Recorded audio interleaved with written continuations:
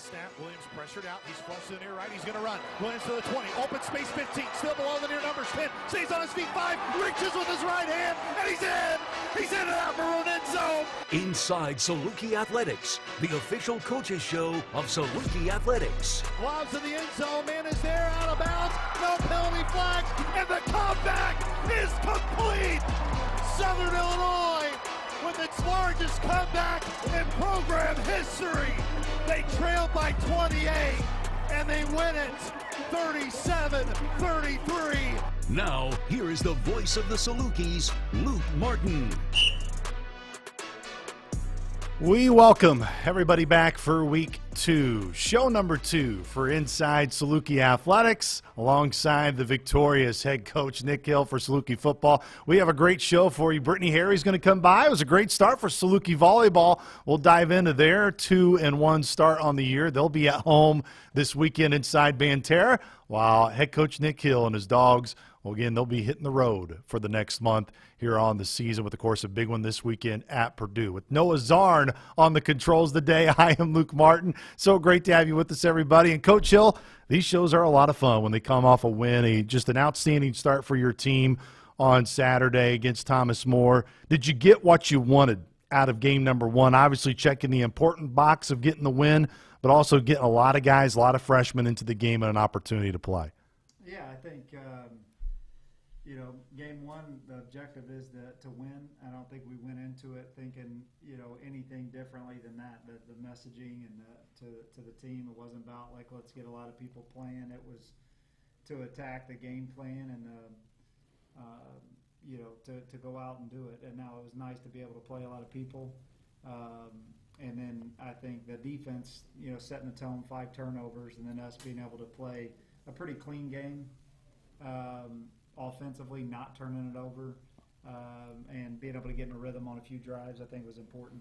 We'll take a quick break. We're going to try to get Coach Hill's mic worked on here just a second, so we'll be right back here on Inside Saluki Athletics here on the campus of SIU.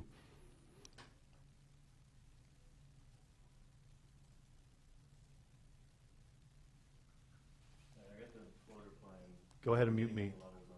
Yeah. We got to bring back the other guy.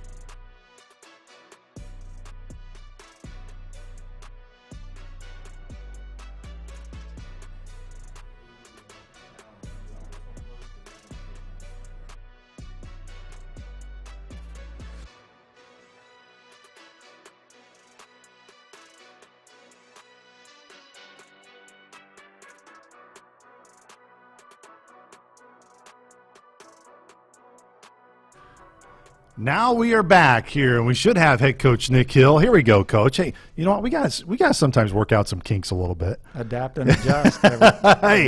Hey, that's what we do. Just like your guys in the game, you got to adapt and overcome. That's exactly what we do. All right, well, let's get back to question number 1. I was asking you, of course, just about the success in terms of wanting to come out and get the season off on the right foot and on the right note. Did you believe that, hey, when you guys reviewed the film, that there was a lot of good things that your group was able to pick up on last week against Thomas More? Yeah, I think just normal review from every game, just same process. There's going to be there was obviously a lot of good on the tape, and defensively, those guys just being able to take the ball away, a lot of timely turnovers, how we ended the half, getting the ball back to us. So, yeah, I think so. And then there's a lot of good, and then there's things that we got to get corrected as well. And so that'll be the same process for, the next 11 weeks here in the regular season for us to just continue to grow as a team. Biggest excitement with DJ starting the game off, 11 straight completions. The school record was 15 set by Nick Baker. Just again, one of the biggest areas that we focused on with you following the game was just the statement really from the opening drive and starting it, how DJ really was the main engine that got everybody going from the start. Yeah, and hopefully that's, what you want to be offensively is just, run, pass, and different ways to move the football. I think we're, as a group, able to do that with DJ's skill set. So you can do a lot of different things offensively. And so, yeah, it was good to just stay on track. There wasn't a lot of huge explosive plays in that. So eight plays, picking up first downs, mixing up the tempo. So it was a good way to start the season. You knew you were going to have some big guys up front that, of course, have played a lot of games for you, a lot of experience for you. They're going to have a lot of attention, of course, on them as this season goes along. How did you feel with the expectation that is on those guys, which is high like anybody on your team in terms of the offensive line, really bringing the physicality in a game that you would hope that it would show, and it no doubt looked like it showed? Yeah, I think that's one thing, though, going into this week, the physicality, the point of attack, being able to move people. I thought those guys did a good job up front. They created some issues with some line games for us. And so, yeah, I think, protecting the quarterback, took a couple hits. One of them probably being on DJ. It was probably his worst plays. Just, we took a play-action pass and being able to throw the ball away. We talk about that all the time as far as, quarterback rules to live by. You got to manage bad plays. They're not all going to be pretty. They're not going to be all the defense that you scripted up the plays in the game plan for specifically, and what we do with those, how we manage those. So I think the guys did a good job up front. They're a veteran group too. They don't get rattled much, which is good. And so obviously this week with their front will be a lot tougher test. We'll get to Purdue in a moment and talk about that game and preview that game. But what I really admire about your style is you allow your guys to be themselves. And, hey, if they play with a lot of emotion, you let them play with a lot of emotion. But there was no doubt times in the game on Saturday where sometimes that emotion could go a little bit too much, where penalty flag would come in. I obviously think of Fabo getting the touchdown. I know you had a talk with Lucas as well, and even Jake Perella, just the aggressiveness defensively of, hey, even though in that game it may have not had a huge impact, how you address those things with your guys of, look, you know it. You know how we are as coaches. We want you to play with that high motor, high intensity, high energy, but also make sure it doesn't come as a cost to the team, and those are things that could prove to be really big as we go on throughout the year. Yeah, no, I think it's, we're lucky. Sometimes you're fortunate enough to be able to learn hard lessons and not really pay a consequence for it. And in that game, we were able to do that and still have some teaching moments from those situations, because those will in the future come back to bite us and cost us. And those are all things that we can control. Jake playing hard, but you've got to have the discipline, understanding really the situational awareness. It's 3rd and 18. You got the quarterback completely flushed, uncomfortable, what you want to do. Now the only bailout you can do is rough the passer, and then, Fabian too, but no problem, celebrating with your teammates or whatever he did. It's more of just go, 5 or 6 yards in the back of the end zone and do that with the crowd and all of that. So these are all teaching moments. They're going to come up throughout the season. We've got to be able to address them. And I think collectively as a group, when they all understand, how 50, 60 yards in a game, especially when you're playing a tough opponent, that it's a one-score game, 60 yards can be the difference. And so we got to have the disciplineness of ourselves. It's we're not going to be perfect, and that's our job as coaches, and collectively showing those teaching moments and growing from it and getting better. Defensively, when you hold a team out of the end zone, I don't care who you're playing, that's always a really optimistic standpoint. Hold them to just a field goal. And as we were going throughout fall camp, we were kind of always chatting about, hey, no doubt there are a lot of guys that you all were excited about internally. They just got to show it on a Saturday. Understandably, there's going to be a lot tougher competition as you go throughout the year. But let's just start with Donnie Wingate. I thought Donnie, from the get-go, really showcased that edge that you look for, literally in an edge, and defensively, man, just an attitude where from the very get-go he was ready to roll. Yeah, I mean, it's important to see, too. It's great for the rest of our team. Just when you show up with Donnie's consistent, right? He's been like that since he got here, winter conditioning. I think, before we even stepped on the field, I'd say his teammates knew, like, he's going to be a good player just by the way he works, his attitude, his grittiness. And then he's done that all fall camp, as far as just the relentless style of play, and we need that, and that's what we recruited him for, and what we thought he could be, and he'd shown that previously at Lindenwood as well, just that type of player. And so, I think Donnie really set the tone, and really the opening play. Again, it's one game, and I know it's probably when I ask a question like this, sometimes coaches can cringe when they say it because these guys obviously did a lot for your program. But I think back my first year with you, Coach Hill, and just the impact that a Tim Varga had. You think of the impact even Devin Cowan had. I mean, those guys were huge. It just made everybody on that defense, because of how quick they could get to the opposing quarterback, how quick they could get into the backfield, impacted the game. How much can really Donnie be that type of push into that room to have that type of impact like those two guys did? And specifically, I mean, the defensive line that year when you last made the playoffs was really strong. It was much more than those guys.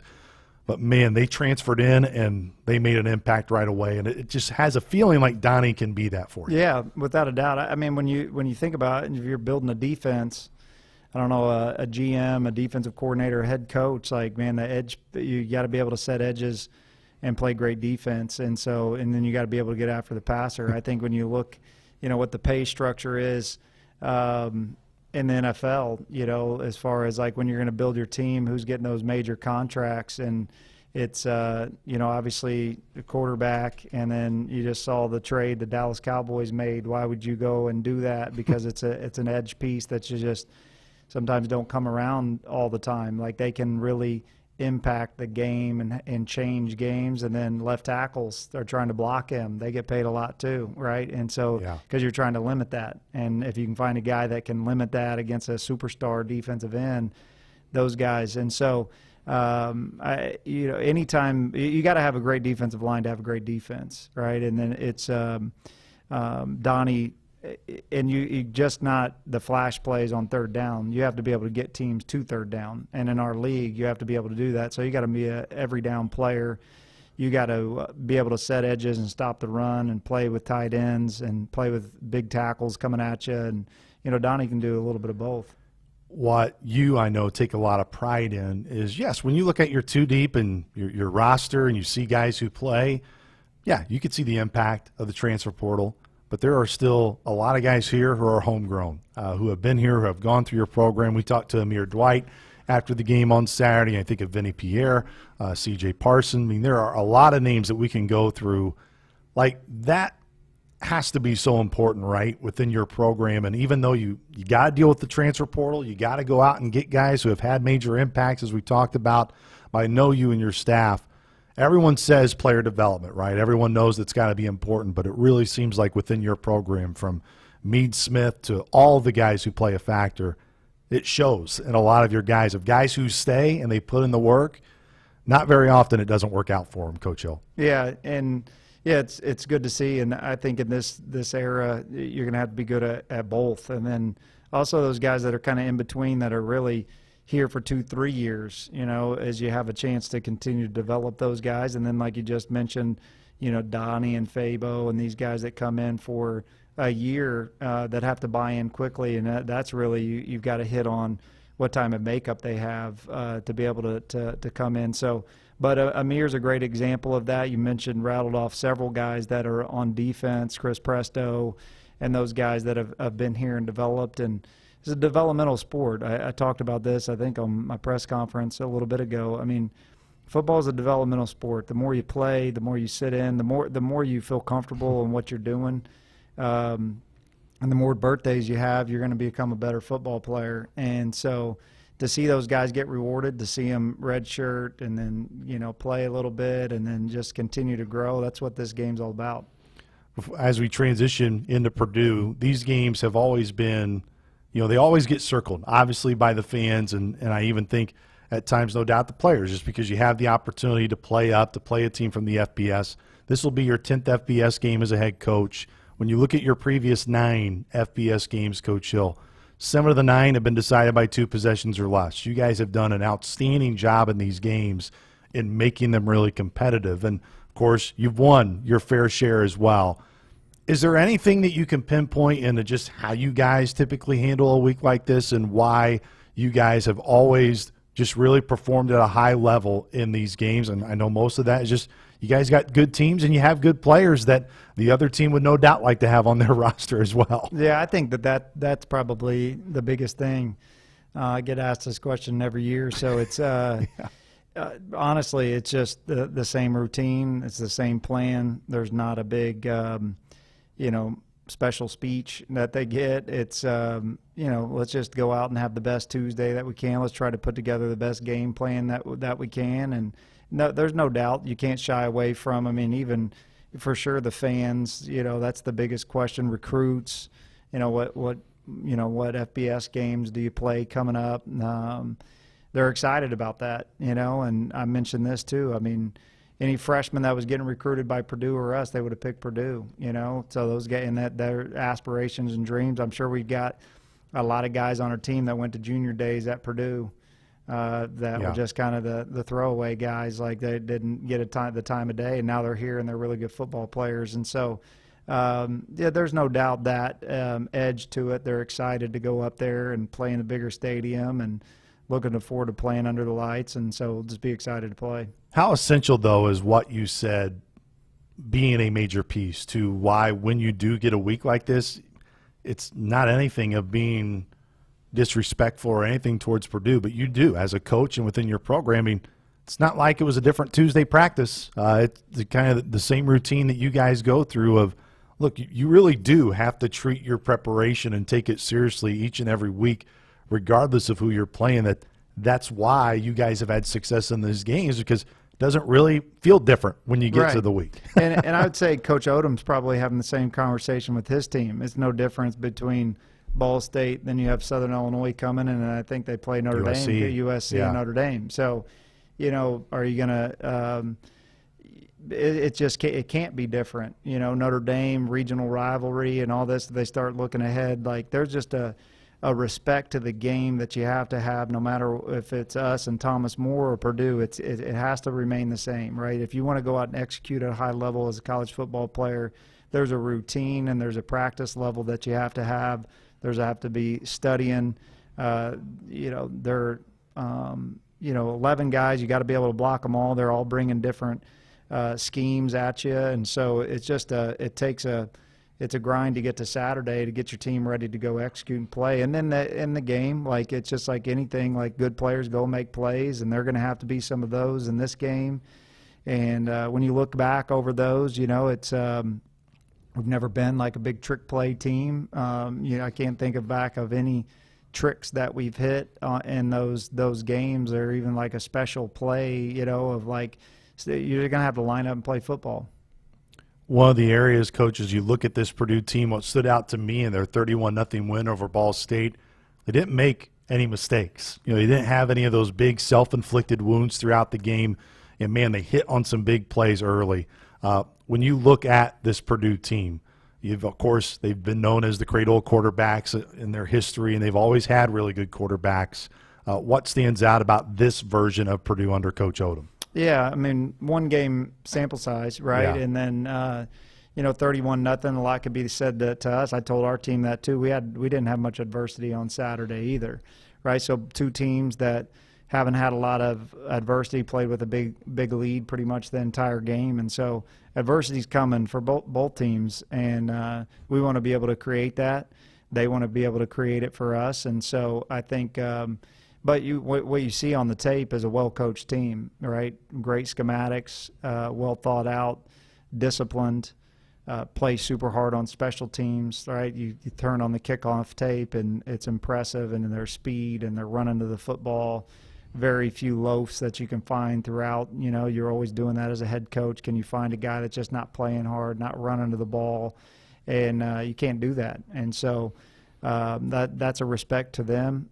Coach Odom has been around the game for a long time, coached a lot of really good teams, players, and I'm sure he's learned at each stop and of what he wants to be able to accomplish in his program. And so, yeah, we're going to go up there and play a well-disciplined, well-coached football team. What stands out about Ryan Brown, their quarterback, who, of course, they scored 2 touchdowns in 8 plays early against Ball State? The play-action game looked like it was really on point against the Cardinals. Yeah, I mean, you know, offensive coordinator come from USC. There's a lot of similarities to Lincoln Riley's offense. The quarterback makes that go, obviously. You know, they're going to give him a lot on his plate as far as just decision-making and RPOs, variety of different offense, run game. They're going to want to run the ball and throw RPOs, and it was an RPO that they hit on for the big touchdown as well, right? So it's a lot of triple option plays where you can throw the ball in quick game, where you can run the ball, and so he makes them go. Obviously, impressed. Coach Prawn mentioned this. You know, when you see a guy that retained, right, it's transfer time, and it's bring in transfer quarterbacks to compete, he wins the job. You can see that he's voted captain. And so for me, quarterback guy, football guy, coach, is respect for him, you know, that he stayed and he ended up winning over his teammates, a new coaching staff that didn't know him, probably in the recruiting process, maybe didn't think that he would end up being the guy, but he won him over. And so I think that he's a tough kid, and I think he looks like a leader. I think there's many ways, and we've kind of joked, I'll get you out of here on this note, Coach Hill, of, you know, whenever we have our pregame conversations on the radio, we've kind of discussed, you know, hey, when coaches say, hey, we need to start fast, and then when you don't start fast, then all of a sudden everybody's kind of looking at each other, what we do. Like, hey, you got to settle into what your game plan is and attack it on Saturday, which your team will do.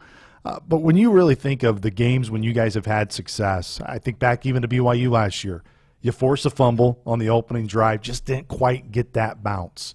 Multiple fourth down conversions on that drive, where if you can just get one of those, not saying that you come back and win that game a year ago in Provo, but it could have changed the trajectory of the game early. When you do get in these games, it seems like those type of momentum plays, the turnover margin, all those things are big and important every week, and I get that. But especially in these type of games, when you see teams like SIU and others have success, no doubt, I think you look at that turnover margin, you look at those bounces, can those bounces go your way? Yeah, I think that's important when two teams go at it, two good teams, and we'll have a lot of those on our schedule when you look back. Like, you know, the way that those plays swung in your favor is super important. And so I agree. I mean, you know, in these, getting off to a good start is big in any game. But being ready to that if it doesn't, or, you know, Northern Illinois was just kind of a grind the whole game. Yeah. You know, and we end up finding a way to win that. You know, going to Indiana, whenever I play, we were down 14-0. We couldn't do anything. I fumbled. They returned it. It was kind of one of those on the sideline where then we just had to get in a flow. So obviously every coach in the country wants to put together a good opening script and get their team off to a good start. But it's a long game, and every down, no matter if it's the first series or the 9th series, they all mean the same. Coach, we appreciate the time. We'll let you get back to that preparation, and it'll be a fun one at Purdue on Saturday night. All right, appreciate it. Once again, that was head coach Nick Hill. We'll take a time out here on the show. When we come back, we're going to be joined by volleyball head coach Brittany Harry. This is Inside Saluki Athletics.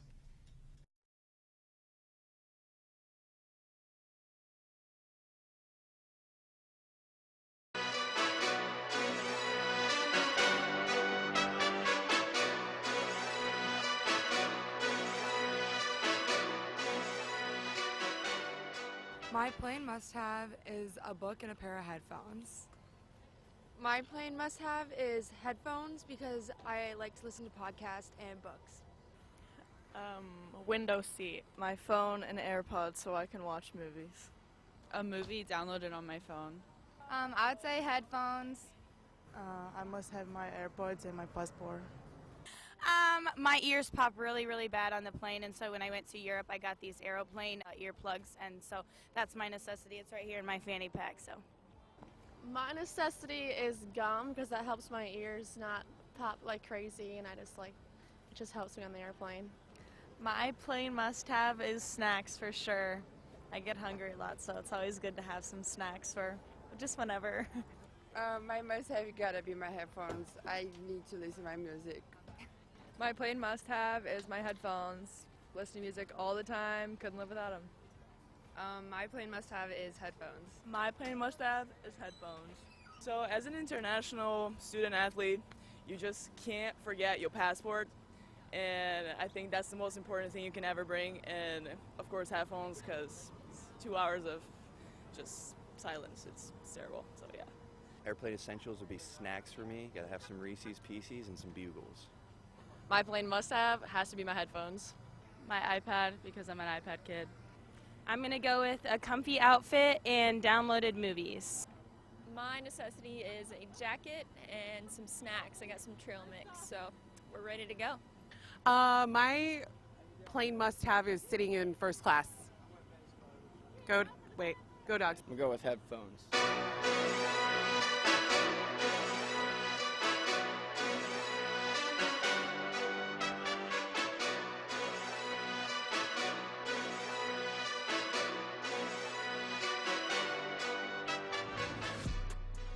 So, welcome back inside, everybody, here to the Wells Production Center on the campus of SIU, alongside the coach, Brittany Harry. Big thanks for head coach Nick Hill stopping by before they play Purdue this weekend. What a start it was for Coach Harry and her volleyball team this past weekend. 2-1 start. I mean, why not? Just do like 3 matches in almost 24 hours, Coach Harry? That's a way to roll. Nothing like getting the worst schedule possible on your quote-unquote homecoming to Texas. Yeah. I mean, welcome home, right? That's they treated you well. Well, you know what? You returned the favor. We did. You know, going 2-1, and we'll get into those matches, but just overall, first weekend of the year, did you kind of like what I asked Coach Hill of, hey, did you get out of that opening game what you won? Did you get out of opening weekend what you would have hoped? I think absolutely. I mean, I'm a sore loser, so I think we should be 3-0. But for, you know, the travel, we have a whole new staff. Half of our team is new. For us to go and grit out those 5-set wins on Friday, I think just it showed a lot of toughness in our group that they're going to accept challenges and we're not going to back down from anybody. So just kind of seeing them go out and kind of operate like we've been talking in the gym with, like, we're going to have no quit. Like, if a team somehow gets past us, it's going to be because they earned it and not because we're handing it. One of those areas, and, you know, obviously the important part, right? You're getting into the matches, you're getting in that routine, but also there is an important preparation side to it. And your team was no doubt hard at it early in the month of August. What was standing out as you were going through those weeks of preparation of just how your group really carried over after not having very many here back in the spring to ultimately having your roster you have right now here in the fall? Yeah, I mean, our motto for this year is blind trust, and kind of just we're giving more than what we take every day. And there's just no shortage of go in our gym. You know, they want to do more. They're doing extra. They're doing things on their own. They're understanding, I think now specifically, like, we can talk about this all spring in terms of championships don't just happen in 20 hours a week in practice. It's what are you doing in your decision making in your free time? How are you treating your body? Are you eating correctly? Are you getting your, you know, strength and conditioning in with Zach and you're giving it 150%? Like, there are so many layers of this, but just to see kind of the things that we've been talking about since spring kind of come to fruition in terms of, like, we're seeing them do extra and they're seeing it pay off. Because we talked about, like, losing's hard. Nobody wants to lose. Yeah. But winning's harder. Winning is harder. You have to go and give more and do more. You've had a lot of winning in your career, Coach Harry, and it was kind of one of those discussions that we had back in the spring when you first got here. What are non-negotiables right now within your program that as you continue to build it, like you said, you're a sore loser. You want to win all 3 matches, and you know there's a lot of season left still to go, but what are the biggest things you preach daily that are, hey, these are my non-negotiables, ladies. We have to do this throughout, whether the wins continue to come or adversity hits? Yeah, I think the probably one of the blind trust for sure we're talking about every day is just don't hesitate, don't question what's going on, trust the process. But also I think being a great teammate, you know, sports nowadays, especially with the portal and everything going on, it's me. Yeah. What's this school going to get me? How much money am I going to get here? Can I go pro after this? You know, there are so many different variables that factor into kids staying at one school. We have 3 seniors that have been here their whole career. Kelly and Annabelle and Cece, like, that's unheard of nowadays. So we've got 3 upperclassmen, and just really being great teammates is got to happen, you know, because kids are fighting for spots. But if kids feel appreciated, if kids feel valued, they're going to give you everything they got, and they're going to sacrifice, no matter if their role is a 6 rotation starter or serving sub, or maybe you're not playing at all, and just feeling that value. So those are probably the 2 biggest non-negotiables that we're preaching every day in our gym. When you take over a program, it's not the first program that you've had to take over in your coaching career. How essential is it to have those pieces who have been here, as you said, that have had some blood, sweat, equity within the program, that even though it wasn't under your leadership, but still it just helps in terms of the guiding focus and allowing you to know, okay, maybe these are things that I do need to change, but also taking in like, okay, this is important information that I need to know as the new leader. Yeah, I think just my experience with taking over programs is kids a lot of times think they're doing enough, and really they're just not. You know, it was really important for us to just preach, like, doing the bare minimum will get you bare minimum results. And taking, you know, having the kids that have been here for a few years, because they've also experienced some success, a lot of success. So they know what that feels like, and that success is addicting, and winning is addicting. And so when you start seeing those results pay, you know, your hard work pay off in those results, you're going to want to do more, because that's the feeling you want. You don't want the feeling of a loss. That's brutal. But the feeling of a win is like, that's fuel. You brought up those 3 seniors who spent a lot of time here. Who are some newcomers that really made an impact for you in the opening weekend that maybe, you know, to fans when they see, I didn't really recognize that name, but I'm sure throughout practice and as you were preparing for the opening weekend, you knew that they were ready to have some big moments. Yeah, I mean, I think Emma Lade was here in the spring with us, but she's a transfer and, you know, hadn't played a fall here yet. So her senior leadership coming in as with the experience with me previous to SIU is definitely paid off, because she went out and had a great match for opening against Sam Houston with whatever as many assists that she had in one set for SIU volleyball, or one match in SIU volleyball in a couple years, I think it was. But freshman Julia Lighting, I mean, she's come in and we've able to knock on her door as a serving sub, and she's gone in and she's got a whole bunch of aces, and we're like, let's go, Julia, like, we can rely on that. And then Ainara Fernandez came in and played a pretty big role against McNeese on Saturday morning when we were struggling a little bit. So we do have some newcomers that have been able to come in and be relied on right away. What are the biggest takeaways of improvement needed from the first 3 matches? And Green, and also, how do you, improvement may be obvious, right, as coaches, but also knowing, like, you knew your group was going to be put through adversity because of the schedule, the way it was. One, not just because of the layout and the games, but also the challenge that you knew you would get on the court with all 3 of those teams. Yeah, I mean, I think we didn't really talk about being tired this weekend, even though we played 15 sets in about like 26 hours or whatever it was. And they're not sets. I mean, maybe our 3rd and 4th set against McNeese were a little bit of blowouts when we just kind of crushed them. But the other set scores are 25-21, 26-24, 15-13, 16. I mean, we're playing full matches. So that could be an excuse, or we just don't talk. Like, everybody's tired, you know? Like, everybody's tired. Everybody's traveling. So you can choose to use that as an excuse or not. So we really didn't talk about it a whole lot. Like, winners got to win when it's hard. It's not always, you're not always going to feel good. It's not always going to be the best situation for your program, your team. You could have travel problems. You could have injuries. It's going to be hard, and you got to just grit it out. We could have very easily quit Saturday morning. We were down 2 sets to none. And I just challenged our group. I'm like, we don't have anything to lose here. Let's go. And I think when we started playing and to kind of what do we need to work on, we got to go grab those wins. Nobody's going to roll over and hand them to you. And I think battling at the end of a match is something where I think I still see some hesitation from everybody, where there's maybe a little fear of making a mistake when it counts. But I want them to go out and be aggressive. I want them to take risks in the 20s. I want them to go and challenge blocks. I want them to go and leave that match with zero, the question of what could I have done more? Like, no, we're going to leave matches and we're going to say we left it all out on the floor.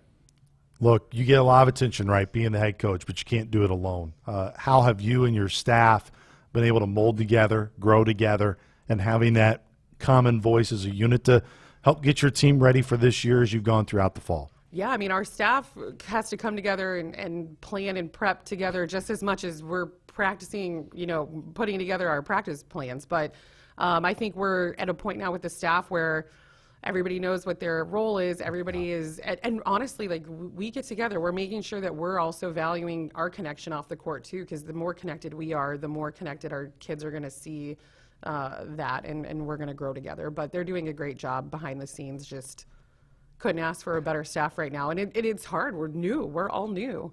Chris got here in May. Briley got here in middle of June. Our GA started at the beginning of August. So it's like, hey, let's go. There's no time to figure it out. We're just going. Sometimes just playing and saying we're just moving forward, right? Just follow the person in front of you. This bus is going, buddy. There's no time to figure it out. You got to just go make things happen. You just got to make sure you're in first class, right? That's a travel necessity. We were in Southwest, so there was no first class. But if there is an opportunity for first class, I'm getting on that with my pre-check, which I couldn't use because my daughter traveled with us this weekend, so I had to go with all the regular people through TSA. But no, yeah, come back down to the regular folks. Oh yeah, like we're back. We're back this weekend in Banterra Center. Great opportunity for Saluki fans in the area to come out and watch your team play. Starts at 10 a.m. against New Mexico State on Friday. You'll play UMKC as well in Eastern Illinois. Let's just start with New Mexico State. Again, that challenge right away Friday morning in the early preparation, I'm sure, in this week. What stands out about New Mexico State and the Aggies coming in? For one, they're used to winning. That's a program that wins a lot, and they're pretty big. But so is Tulane. Tulane was a really big team just overall, and big doesn't mean better. So just because you're big doesn't mean that we can't outplay and be kind of a little bit more defensive minded, but. Yeah, we're going to have to come out strong and really challenge the height and size that they're going to bring to the table. And, they're going to get theirs. We tell our team that all the time, like, good teams are going to get their points, but we're not going to hand points. And I think so really giving them an opportunity to transition and make them transition 3, 4, 5 times in a rally also tires out a bigger team, a more sizable team. So yeah, we're working hard on playing long rallies this weekend and just playing the long point.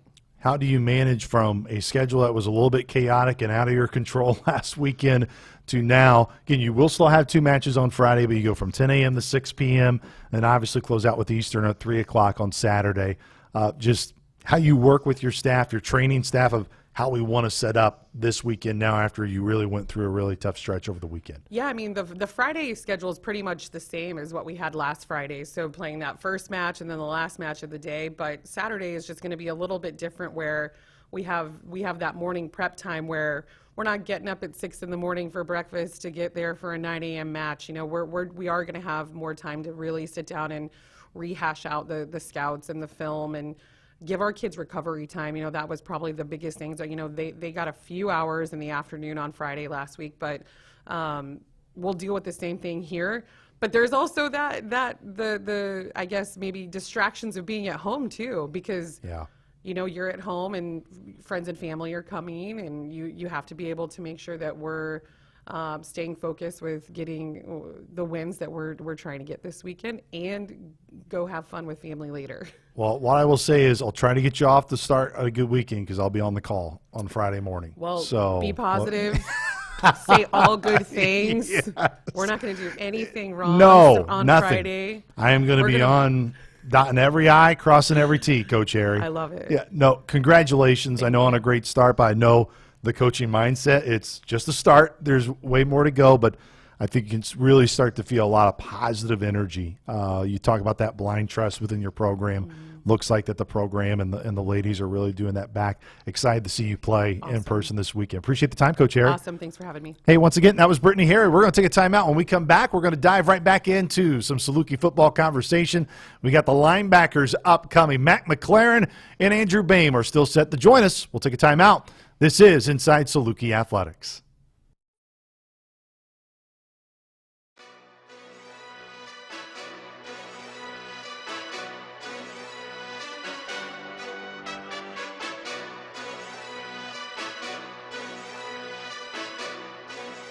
Williams rolling out to his right. He's at the 10. He's at the 5. Cuts up far pylon, and he's into the end zone for the touchdown. DJ Williams, welcome back, QB1. He makes it 6-0 SIU with 11:12 to go. And Southern Illinois with an opening statement on the opening drive of the 2025 season. Jay Jones down in motion, here right to far left.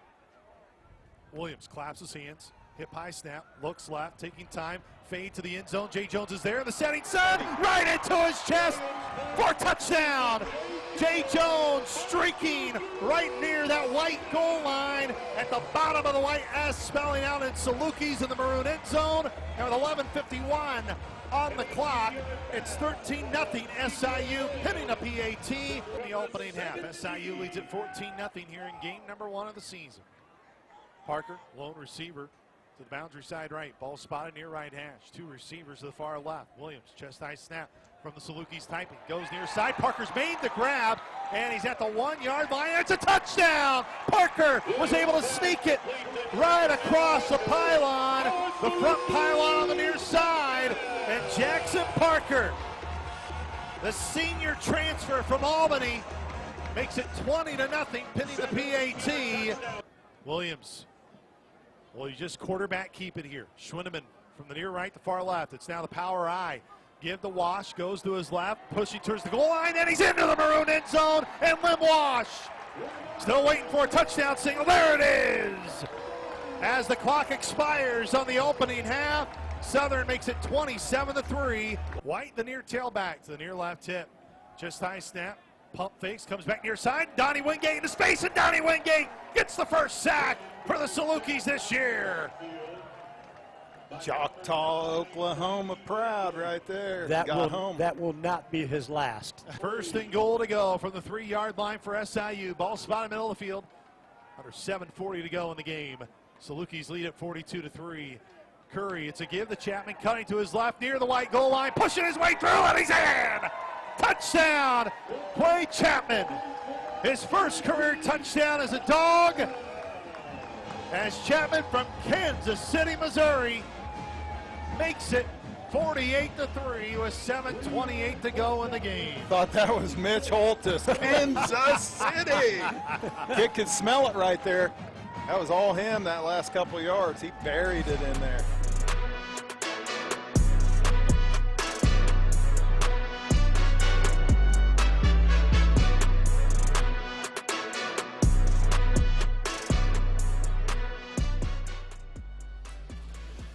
The man that everybody is the reason why they are watching today. It's not the head coach to start off, Nick Hill. It's the Mac McLaren show as we welcome everybody back here inside Saluki Athletics.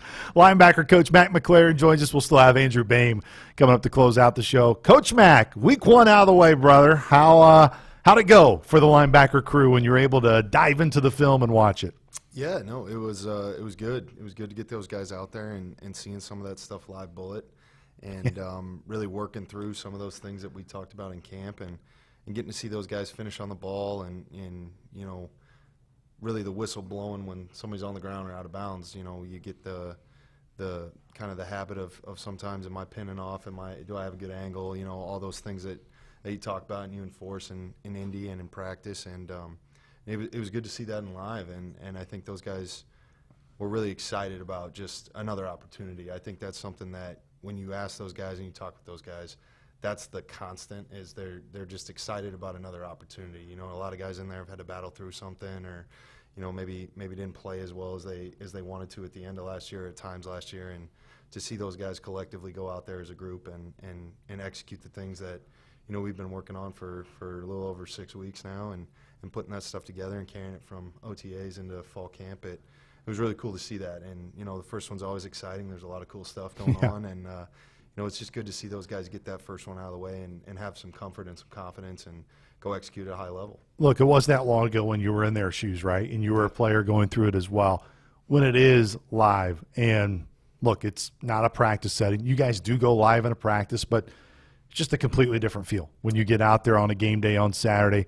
What do you believe are just those biggest differences of, hey, when you guys do a scrimmage and you go up against each other, you guys are sick and tired going up against each other by the end of fall camp, to even when it's a Division II team in Thomas More, man, there are ways to still give you good looks that you just can't necessarily get in a practice. Yeah, and I think a lot of that comes from the messaging throughout the offseason and the year that we've had. I think, starting with Coach Hill, I think that message hasn't wavered, and it's been clear. It's been the same message whether, we're playing whoever we're playing. And, it's about respecting your opponent and understanding that the process is really going to lay out the foundation of what those results might look like. And that doesn't guarantee you anything. It really just gets you a ticket to be able to be present in those moments. And I think that was the thing that was really cool from a defensive standpoint, is the things that we've really spent a lot of time on, and the things that Prawn has really invested in and driven home and set as a foundation and culture of our defense and of our unit.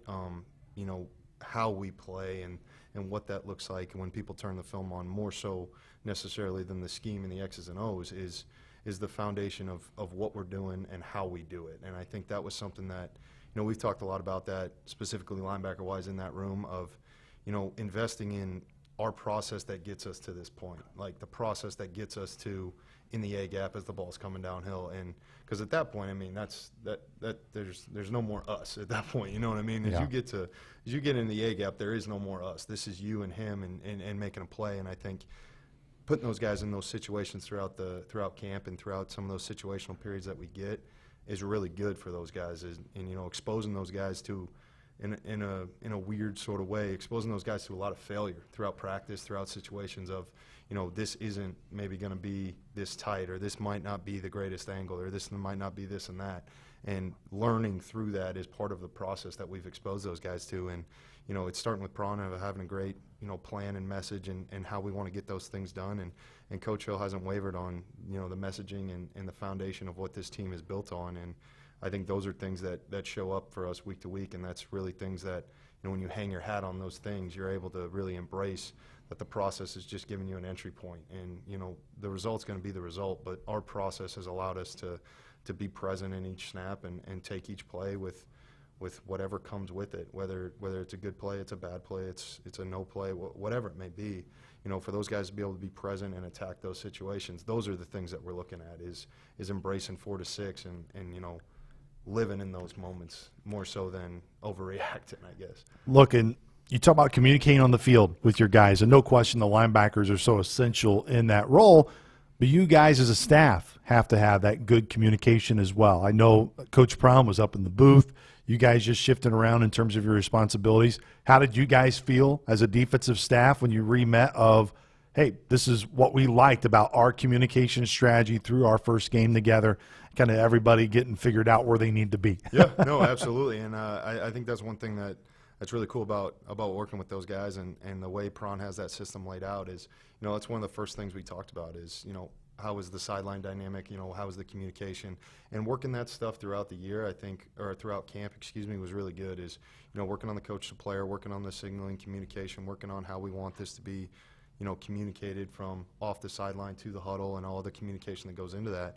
But I think Prawn did a really good job of setting that up and really laying that out of how we want this to look in the situations. And as far as our dynamic on the sideline, I thought it was really good. Obviously there are some things that come up with some sudden change situations that, we replicate in practice, but simulating TV timeouts, simulating those things. And, we've had 2 opportunities to have like a mock game at those things. So, a little bit of familiarity with that, but I think the communication and the dynamic that we have with the 4 of us on the defensive side, I mean, when you think about Prawn and Big D and Coach Moore, I think that's really a strong dynamic that we have. And I think that's something that has been really good for us, is our ability to communicate regardless of how it gets necessarily relayed. I mean, the four of us are in there going through that stuff at a high level and really combing through that stuff. And, I think the game is just another day for us to communicate. And, there's a lot more factors that go into it, but I think we did a really good job with that. One of the best reactions I can always describe on the radio is when Matt McLaren just got his hands in the air, like, what's going on? But none of that's because of Andrew Bame. So, that's none directed towards him. It's other guys within that linebacker room. We've had you on before, and we had you on last year. I know, obviously, your story has been well documented of just, everything you as a player that you had to go through in that adversity. And then, different adversity when you obviously became a dad. Yeah. And Brooksy, of course, who's just been a huge part of your family along with Sid. How much are those two specifically, I know it's a pretty obvious question when I say it, of your driving force each and every day, the type of energy that you bring each and every day to the program, how much of a force that Sid and Brooksy both are really a part of that. And even in a way, I know this is a loaded question, but what you even learned from someone like Brooksy, who hasn't been on this earth long, but man, what he teaches Pop still a few things. No, I think, we had a leadership retreat that we did in the summer, and you kind of sit and you kind of talk, and I remember, it's something that I've talked to my dad a lot about. I've talked to Coach Frame a lot about. I've talked to Coach Hill a lot about. Obviously, I've talked to my guys about it too. Is I don't really hide those parts from those guys either. And the thing that I know I can be is I can be all in, and I can give everything I have to those guys today. And that doesn't mean that tomorrow's not going to be another day where I can do it. I don't focus on those things. I focus on, I'm going to give all I have today. You're going to get all of me today, regardless of obstacles and hurdles that come from that. I've learned that specifically through Sid, but when you add B into the equation, I mean, it's just a whole nother layer. Like when you think about, what Sid's had to go through in that process, and, not being able to be there immediately, and, us being separated in those first 2 days. And, there's a lot there, and there's a lot to unpack in some of those situations. And, I mean, she is truly just one of a kind from that standpoint. Nothing phases her, nothing rattles her, and she's just able to kind of one foot in front of the other, and it's a continuous thing, you know what I mean? And I think that's one thing about her that is just, honestly, I try to have more of in my life, is her ability to just keep the outlook positive and keep attacking to sometimes what might seem like a no-win situation. Yeah. And she just keeps putting one foot in front of the other. I mean, she's a warrior with that stuff, and you can't help but embrace some of that stuff when you live with it and you're around it every day, and seeing how she's gone through that process of working with things with B and going to these doctor's appointments and the travel, and she works overnights in the ER, and then she comes home and she takes him to PT, and it's just you can't help but, I mean, as far as a motivating factor, there's no question in my mind that my dynamic with her is in a lot of ways what allows me to be where I need to be and have my feet where they need to be when I come here. And when you talk about B, I mean, it's just strength, you know what I mean? It's the ability to just, I mean, he just keeps going, you know what I mean? And it's when you look back on it, you think of all the things that have happened and how far he's came. And, my dad tells me this all the time, and I catch myself in it sometimes, and, it's all he knows. It's all he knows. And I think that's one thing that gives me a little bit of peace and allows me to really attack the situations that I get presented with on a day-to-day basis, one day at a time. And I mean, the dude, that's the life that he knows, and then, that's the life that me and Sid know. And it's not that we lost anything in this process. We lost the illusion of what being a parent was going to be, and how maybe necessarily that dynamic was going to be. You kind of project it and you talk about it and you think about all the things. That all we've lost is the unknown stuff that we haven't been exposed to. Like, we don't know what that stuff's like. And, the things that we've gained through this process are just, there's not really a lot of words for it. And, yeah. I mean, as far as a motivating factor, I mean, when I get up and I leave, what I'm trying to do is I'm trying to bring the energy and the strength that is in my house to the people that I care about at work. And, it starts and it stops with those two. Those two really, I mean, when I come home, he's got his little sound machine on. If he's asleep, I wander in there and I just kind of lay on the ground and look at the ceiling, and you just kind of hang out in there with him, and it really just kind of recharges my battery in a lot of ways. And then you get to come to work and be around these guys, and I take a lot of pride in the way I invest in those guys, and knowing how important it is to those guys, and being a player, and how important it is to have those guys in your corner and have coaches that believe in you. And that's the biggest thing I try to present to those guys, is just confidence, you know what I mean? And putting those guys in challenging situations with maybe difficult outcomes at times, but challenging those guys to embrace what a process can do. And what a process can do is a process is going to give you opportunities. And, they're here because we believe in them. They're out there because we believe in them. We bring them here because we believe in them, and we love them and we trust them. But it's a great world that I got going on. It's a highly competitive feedback world, obviously, as you can imagine. Not necessarily just at home. She's got a lot of thoughts on a lot of things, but also in that room, man. I mean, those guys are fiery, and they got edge to them, and it's the type of guys that you want to coach. And when you think about guys that you want to be around and you want to spend your time with, those are the type of guys you think of. I mean, guys that are going to challenge you to be your best on every day, and demand that you do your job at a high level, and you demand that they do their job at a high level. It's a team. We work together. Me and those 14 guys in that room, we're one, and it's not me on one side, them on the other side. We lean into each other, we invest in each other, and yeah, the volume goes up like we talked about a lot, but the volume goes up from accountability on both sides. And I think that's something that, the foundation that we have set and the way we are with each other is really opened a lot of doors to that ability to grow. But yeah, no, as far as the motivating factor, I mean, those two are it.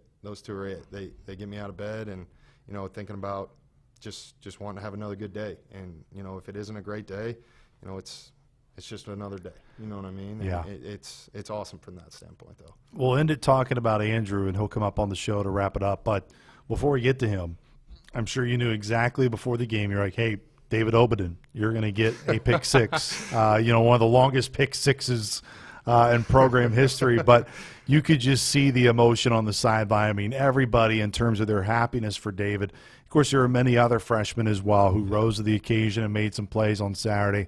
But how special was it for you? And just take me through the vantage point of you seeing it develop, and then ultimately him getting a great opportunity to get a touchdown. No, it was. I mean, me and Dee were standing there, and me and Dee looked right at each other as he jumped it. But no, I mean, it's awesome, and that's kind of like what we were talking about earlier. Is that's a dude that's put together a lot of good weeks in a row, and taking advantage of an opportunity of just going out there and playing hard. And I think that's the thing that guys like Beamer, guys like Bohannon, those older guys in that room, guys like Shug that have been through a lot of things. They've gone through the process. They know what it's like to be a young guy and be on scout team reps and challenge yourself in a new system, playing a new position, and just embracing the growth that can come from that. It comes from a lot of failure. And, Dio is going to be a great player here for a long time. And to see the success be on the first game that you have in college is pretty sweet. But, again, it comes from the way he approaches things, the questions he asks, the way these guys are with him.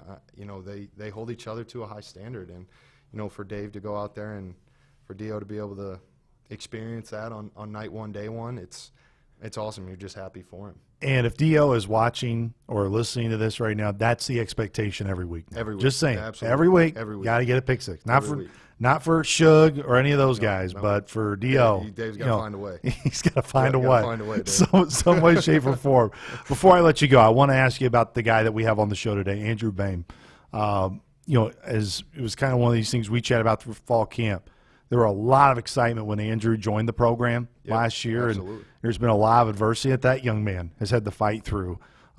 Describe his path and why it's really set him up to have a spectacular year. And, I mean, look, you got a lot of great guys in your linebacker room. I mean, you really do. And I mean, like, there's going to be days where no doubt you're going to walk away from practice and go, man, that Colin Bohannon, Chris Presto, and Shug Walker, and Stephen Green, and so many others, and we talked about Dio as a freshman standing out. But when the majority of the practices, when people are going, hey, this Andrew Boehm guy's pretty good, and I'm like, if he's staying out above those guys, like, that says all you need to know about Andrew and his capability. Yeah, I mean, when you think about the process that it's been, and you start all the way back in last summer, and what that process was. Is I mean, we were on vacation, we hadn't reported yet, and he was working out, just kind of doing his own thing, and he re-aggravated a foot thing that wasn't really fully ever back, and to see the way that dude has been present with his teammates while the result is not something that obviously you're looking for, and the frustration of not feeling like yourself, that tells you what you need to know about the character and the people that, one, the people that raised him, two, the people that he has in his life, and three, the way he goes about his business. But, there was a lot of frustrating times, I'm sure, battling through an injury, trying to find a way to get healthy and it feeling okay, and then some days it not feeling okay.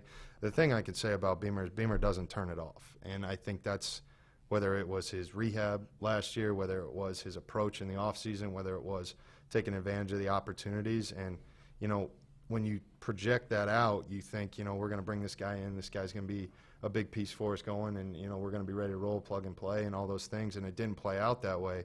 But to see the way he battled through those things, and, he doesn't flinch, he didn't waver, and he's one of those guys one of the things I respect most about him is he's honest with me. Is, if something doesn't make sense, the dude flat out says, yeah, I have no idea what you're talking about. Or like, if it's not clear, yeah, I need you to go over that again. And we have a very direct line of communication, and I think that's good for both of us. It's good for me to know where he's at from that standpoint, but as far as the growth from, the end of last season, obviously the South Dakota State game, it flashed, and it flashed a lot, and by no means was that his best performance that he probably wanted to put together, but there's a lot there to grow on. And then you think about the progress that he made from really December through spring ball. I would say there wasn't a piece on our team that had a stronger offseason and took advantage of each day in the way that I was exposed to than he did. And, every small detail that he has in his life, he's detailed on. The way he takes notes, the way he prepares, asking great questions, playing two different positions, learning the whole new system.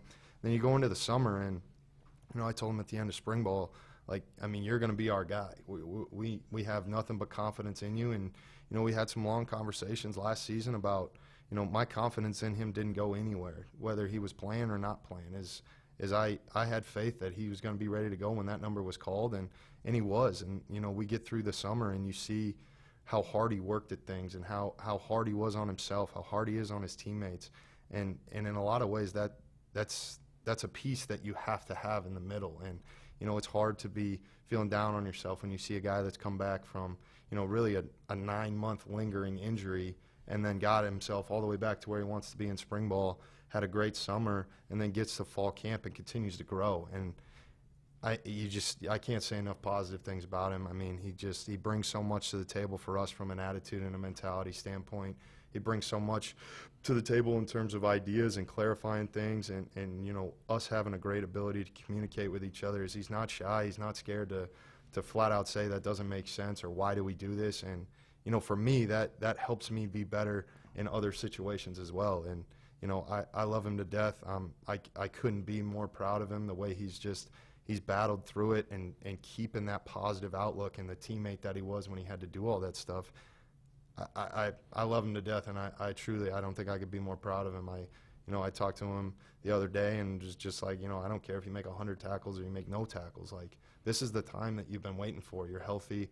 You got a bunch of dudes that believe in you. They voted you as a team captain. Like, this is the time that you've been waiting for, and just go take advantage of the opportunity. No need to be tight, no need to be loose, no need to be anything. Just be present and go play your game. And I mean, he's a guy that we're gonna see a big year from, and we're gonna go in a lot of ways defensively as he demands that we go as a full unit. So I know Coach Braun puts a lot on him, and he responds really well. And I think him and Braun have a great dynamic from a coordinator, middle linebacker standpoint as well. As I think that's something that was really important to Braun too, of having a guy in the middle that he can be hard on and he can be demanding of. And, we go as that piece goes, and his ability to communicate with the back end and communicate with Coach Braun and communicate with myself, it's something that you need in that spot. And, yeah, I couldn't be more proud of him. Coach, really appreciate the time. Excited for the opportunity for you guys ahead this weekend, just because, hey, it's another opportunity. It's another week to play football on the road and watch it be a great environment. Coach Mack, appreciate the time. Appreciate you, brother. Once again, that was Mac McLaren. We're going to take a timeout. When we come out, now we save the best for last. Andrew Bain will join us here inside the Wells Production Studio.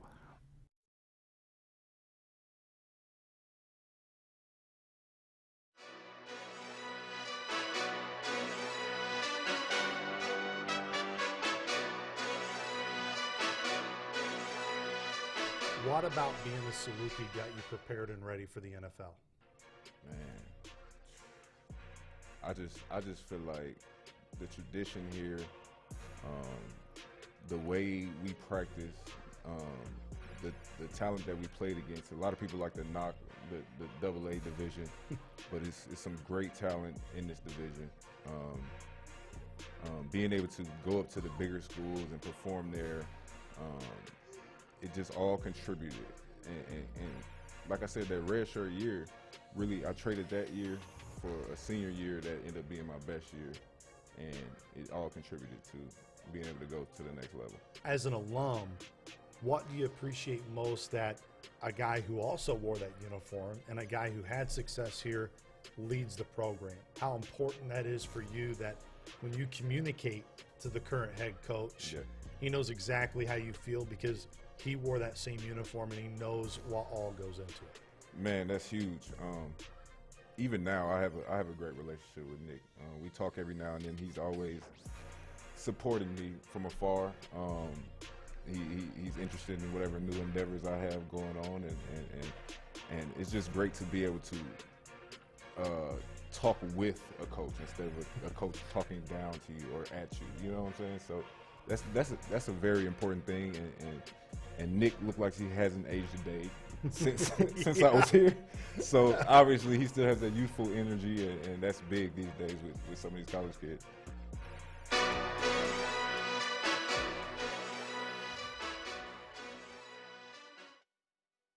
Here to close out Inside Saluki Athletics, another week 2 of our Inside Saluki Athletics show. It's none other than Andrew Boehm who joins us on the program.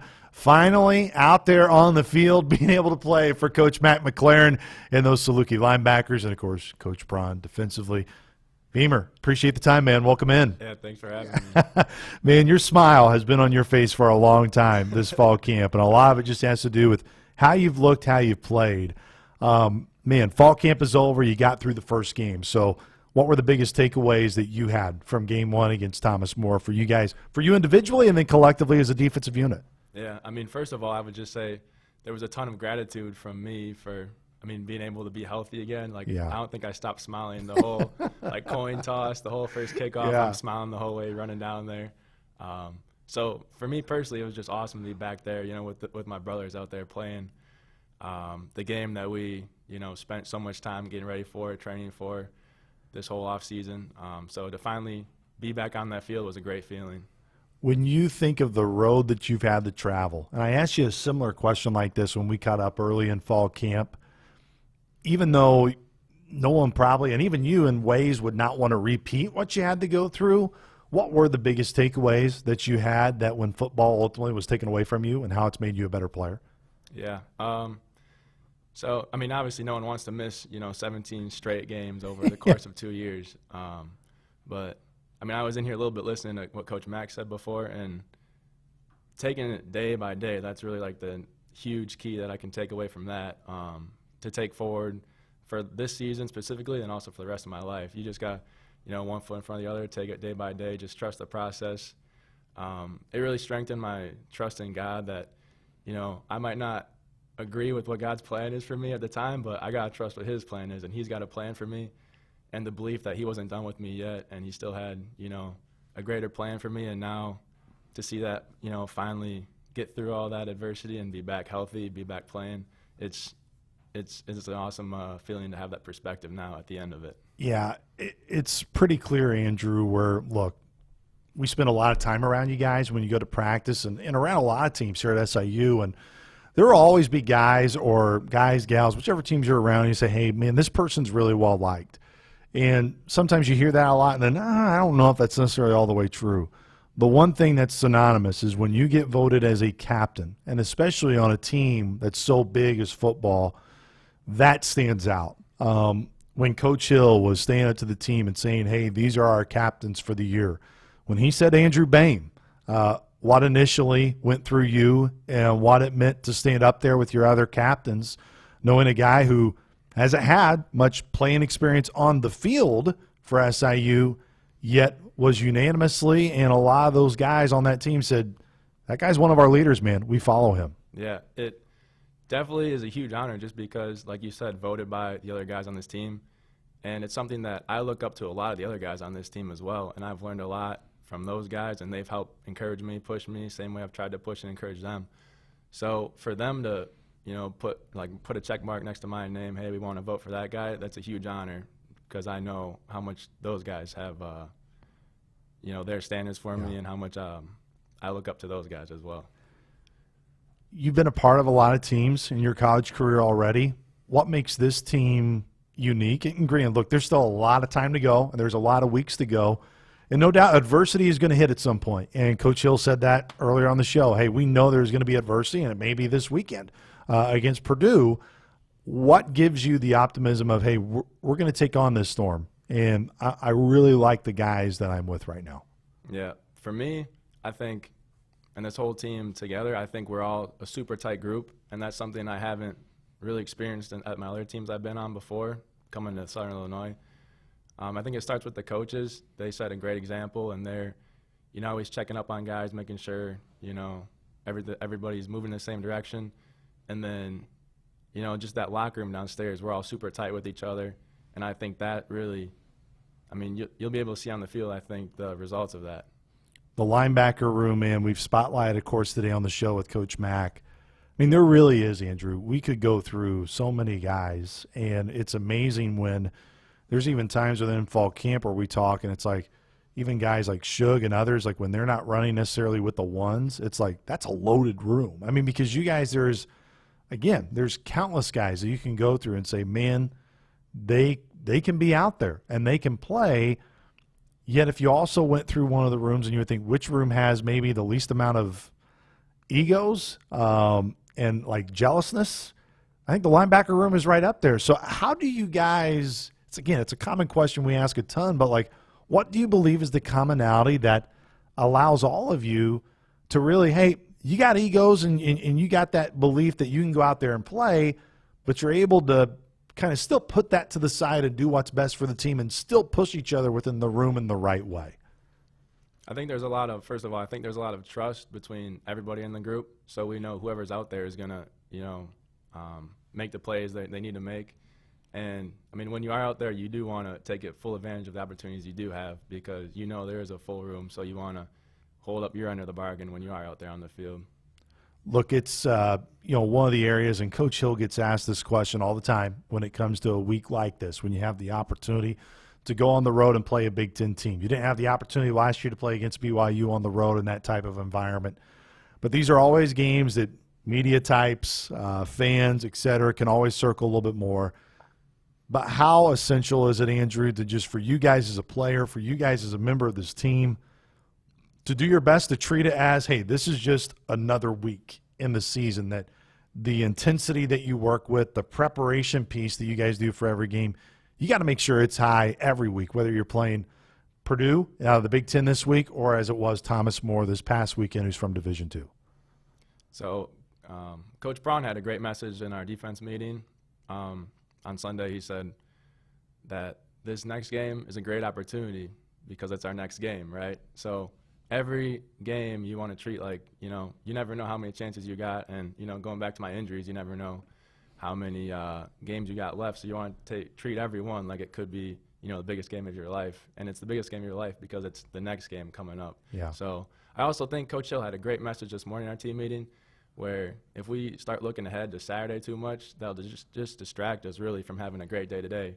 And if we want to have a great performance on Saturday, we have to have a great performance today, tomorrow, day at a time. So just focusing today on having a great practice today, now that we already practiced, having great meetings, later today, and really, getting as good as we can get today.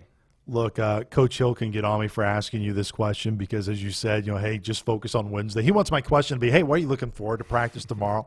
But we talked about your smile, how it really has not left your face, and how you're really soaking in this year.